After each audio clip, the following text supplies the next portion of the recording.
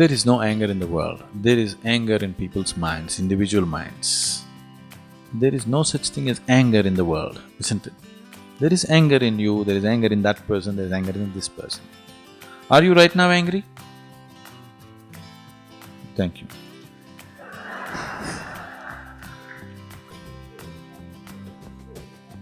Right now you are not angry.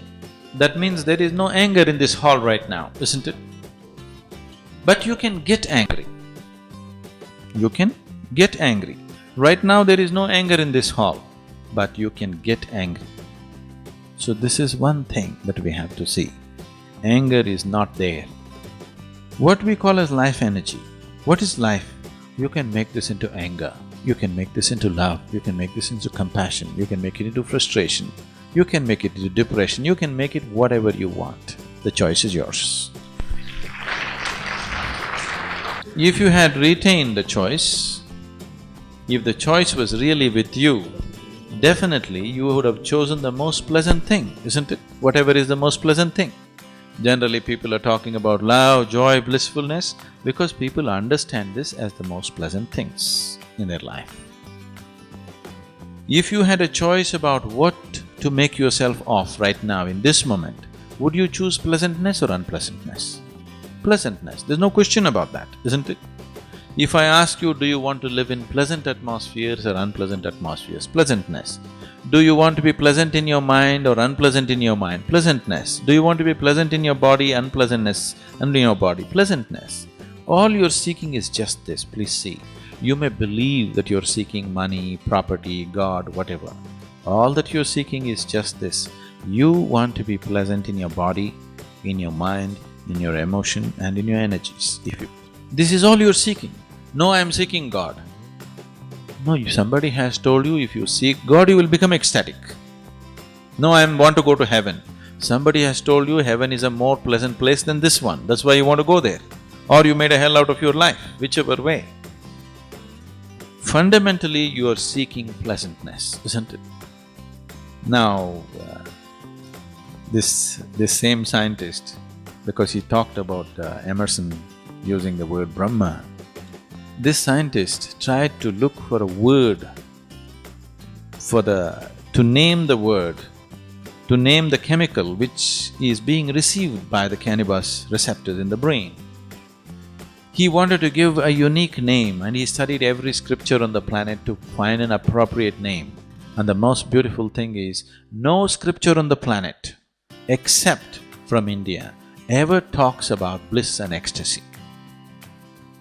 Everybody talks about salvation, everybody talks about your sins being washed away, at the most peace. Nobody talks about blissfulness and ecstasy. So, he called this chemical which is produced in the body as Anandamide. You know Ananda? Anandamide. So cannabis receptors are waiting to receive Anandamide. How much Anandamide you produce in this system, that is how blissful you will be. It can't be taken… If you take it in the form of an injection, you will become an addict. But if you generate your own Anandamide, you will be blissful, always. So if you're blissful, would you be angry? No. Anger… Life has found expression in the form of anger only because this life is not blissful, isn't it? If this was blissful every moment of its existence, question of anger or controlling anger or putting anger down doesn't even arise within you, isn't it? So, what is needed is, yes, there are situations in the world which may be causing anger, but I'm telling you, if you eliminate one situation, another situation will pop up. See, within your own family or within your own situation, do you see, for every small thing people can get angry? Need not be a major issue, yes? Not a life and death kind of issue. A simple thing in your house can make you angry or somebody else in the family angry, isn't it so? So it is not necessarily by settling all the problems on the planet that we will eliminate anger.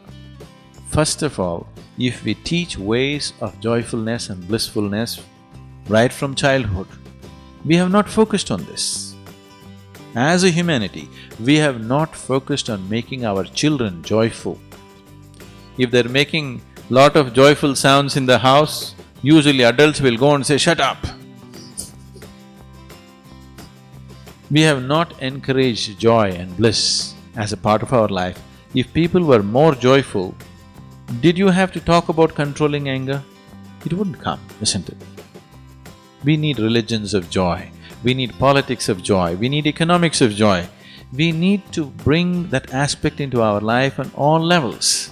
If that is not brought into our life in every possible way, and methods to keep the system joyful above all, because without that, it'll become a fake joy that you're pretending or you're trying to be joyful. Now, if you are producing enough Anandamite in your system, you would be joyful, isn't it?